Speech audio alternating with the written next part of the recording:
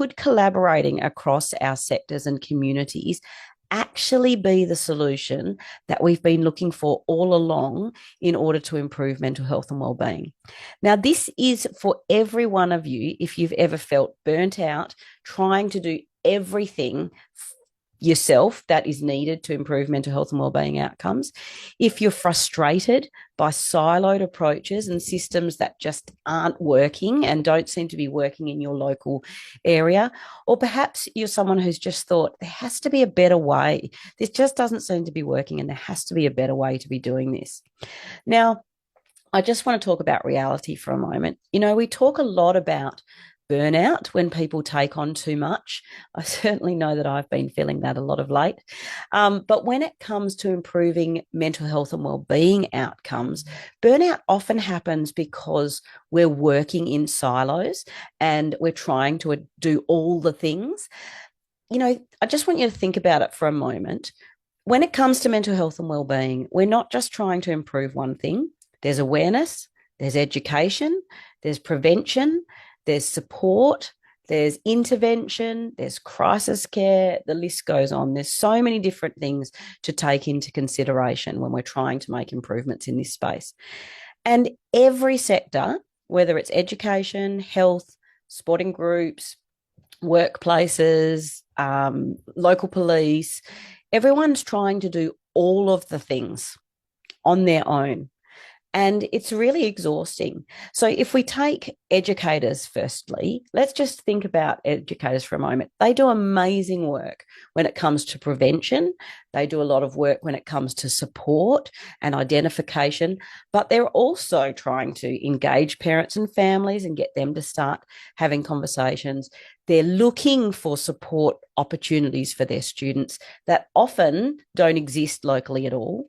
They're trying to tackle external pressures that are having an impact on their students, for example, social media, sporting culture, and wider societal issues such as alcohol and other drugs and homelessness and many, many, many things. So it's really the same story in every sector and every organisation. Sporting clubs are trying to, as well as doing their sporting stuff, they're trying to build awareness and education around well-being. Workplaces are trying to respond to crisis and support their staff members. Police, I was only talking to a police sergeant not long ago, and it's become such a part of their workplace when they're going out as first responders and things like that, is mental health and wellbeing. And all of this is happening for every sector and every organisation, while services are currently overstretched and rural areas are often last on the list in terms of getting the support that they need. And as a result, people are exhausted. Programs are coming and they're going without lasting effect. And the problems that we see just continue to exist in our communities. Now, we all know that mental health does not exist in isolation. Our mental health impacts all areas of our life, and our life has an impact. All the areas of our life has an impact on our mental health. Yet so much of the work that we do to improve outcomes is done in isolation, and it's done in silos. Now, I want you to imagine this for a moment. Instead of trying to do everything, what if each sector and each group, each organisation focused on what they're already good at doing, and then they shared their skills and shared their knowledge and shared their strengths? And what if instead of competing for limited funding or for attention in the work that we're doing, we actually pooled our resources and shared the responsibility for improving wellbeing across our communities? Because when we when we collaborate intentionally, we actually create stronger, more sustainable solutions, because initiatives last because they're created with real thought and intention around what could work and what things naturally block the solutions from working. So we really go into it in a very intentional manner. So the sustainability is much higher. We can achieve much greater reach and impact because our approach is coming from a multi-pronged emphasis, and we're getting the messaging is coming from multiple areas around our communities. So it really amplifies our impact and our efforts. It certainly creates a lot less burnout for individuals and individual organisations because you can focus on what you're doing best instead of trying to wear every hat.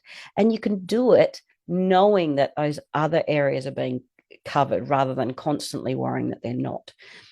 It definitely leads to better funding opportunities because funding bodies absolutely love to back projects with community-wide buy-in. I've seen it over and over again. It's what they're looking for is intentional collaboration and intentional community work that's happening. And most importantly, it leads to locally led common sense solutions. So we stop chasing these band-aid fixes and we actually start building solutions that make sense for our individual communities and make sense for the people that live within those communities. All right, here's something that I want you to try this week. I just want you to grab a piece of paper and write your name or write your organisation in the middle of it. And I want you to brainstorm any groups or people in your community that perhaps are outside of your usual circle who might already have a focus on wellbeing in some way. And we typically will go to the obvious wellbeing spots, but just think about anyone across the community who might have a role to play. So, for example, the local visitors centre might be one of those, and they have a real role to play in the fact that they spread awareness and they spread opportunities, and they do a lot of work around the belonging connection space.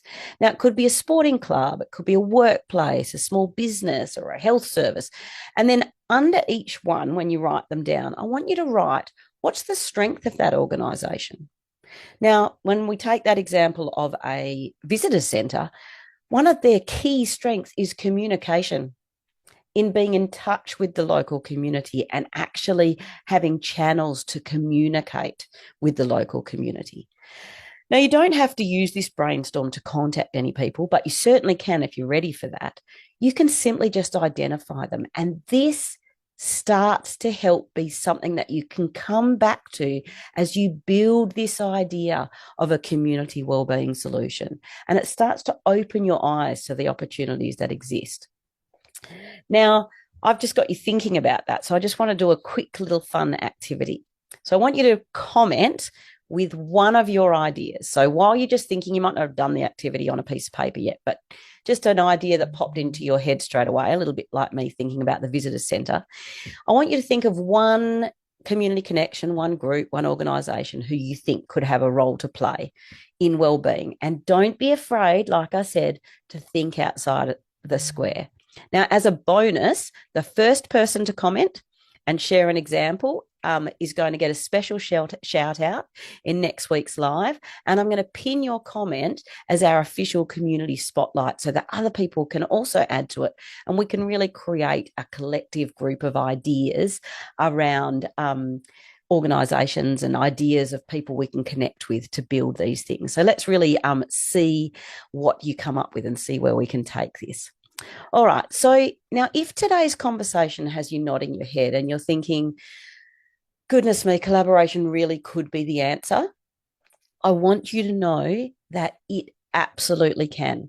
Communities and passionate individuals like you are the people who hold the key and hold the power to really create change in this space. You know, I'm sure that you would have gathered if you've listened to me ever talk, it's something I feel really strongly about, is that there is so much change to be created and we don't have to spend a fortune. We don't have to think outside our spaces. We've got the answers in our communities. We just need to lean into them. And I think we can really make a massive difference.